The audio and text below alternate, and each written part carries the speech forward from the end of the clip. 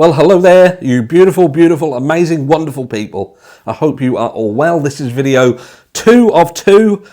And if you didn't catch the first one, you may have forgotten. Well, you wouldn't have forgot. You'd have not seen to forget. I'm doing a competition today. Video 1 and video 2. Commenters in those two videos, if they put hashtag, that's that noughts and crosses board, hoodie, then I'm going to pick tomorrow from the new studio, unless something else happens, catastrophic failure.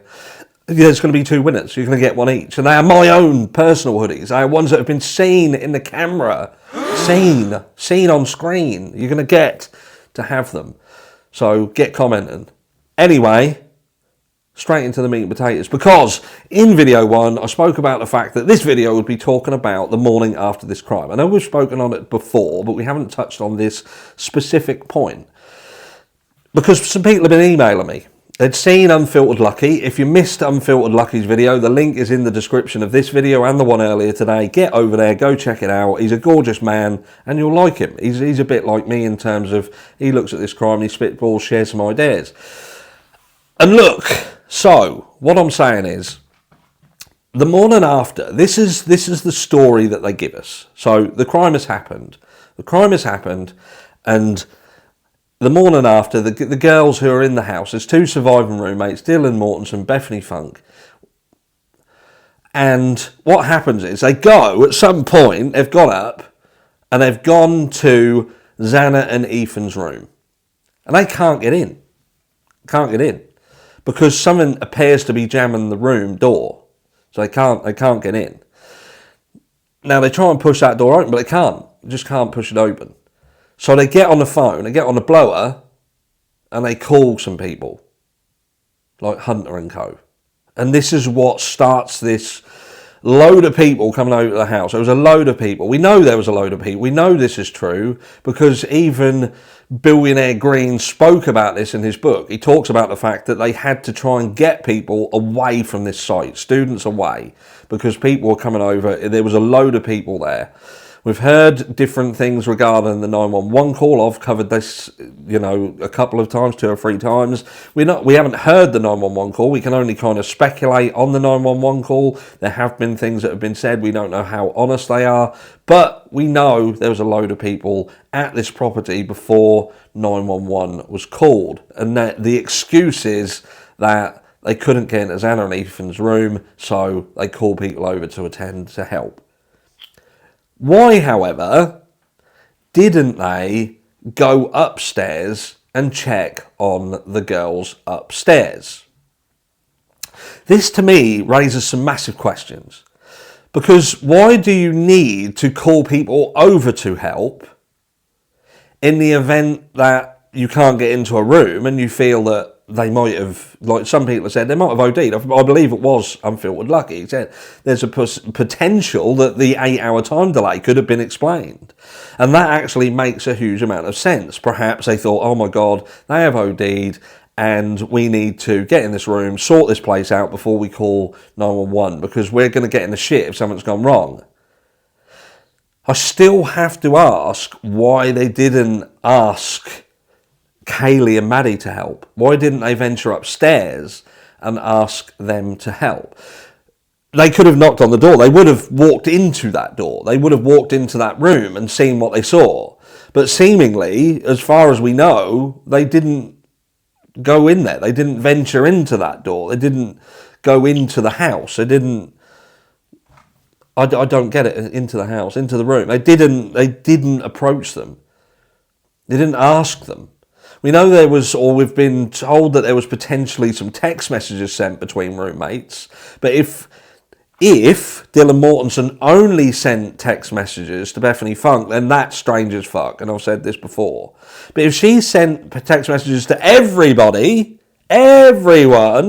and the only person who responded was Bethany Funk, and that's a bit strange as well, isn't it? Because I'd still be thinking to myself, oh, I'm still going to go upstairs and check on the girls upstairs.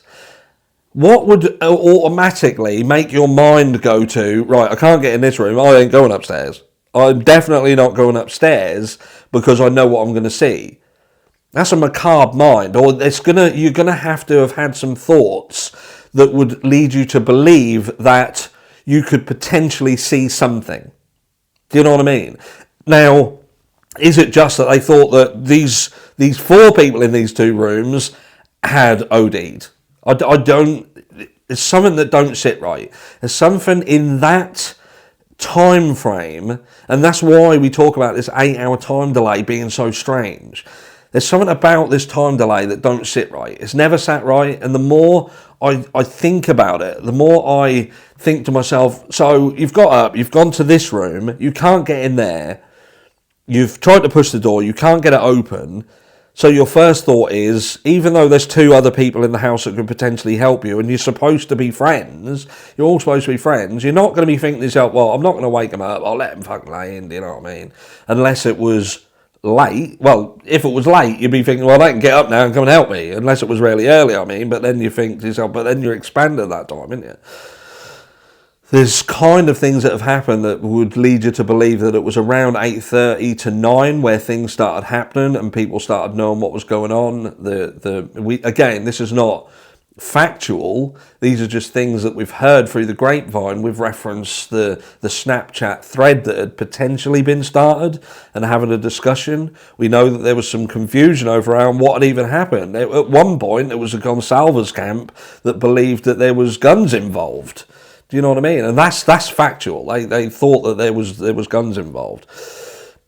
So I don't know where that come from. But the fact of the matter is, we've got people who've lost their lives in this house over 2 floors with 2 surviving roommates. They can't get in one room. They seemingly don't think to venture up to the other room to get them to help. They think it's better to call other people in to come and help them.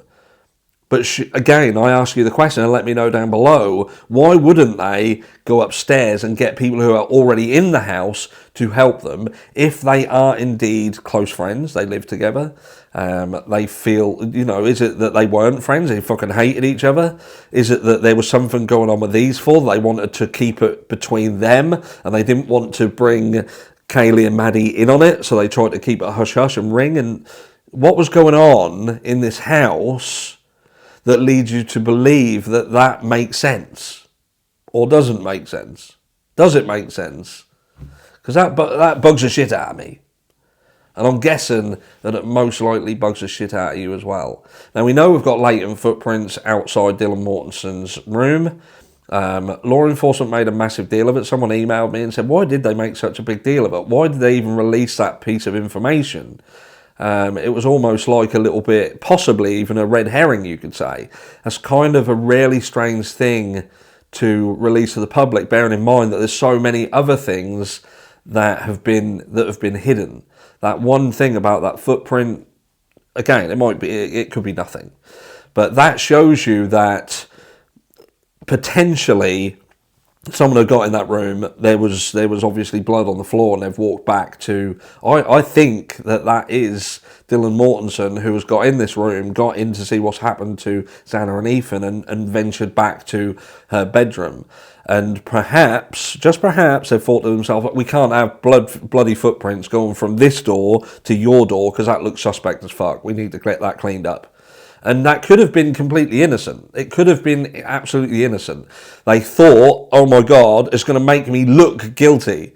Do you know what I mean? I spoke to you guys about someone who'd thrown paint. This was going back years and years. Someone had thrown paint in my friend's car, and they'd stood in the paint, and basically you could follow the footprints back to their own house near enough. And, it's that sort of thing, isn't it, where you think to yourself, I've stood in the friggin' blood and I've walked back to my room. It literally looks like I've done it. I can imagine that being a panic. And to be fair, I can half appreciate why someone, especially someone young, might think, I need to clean this up because it looks dodgy.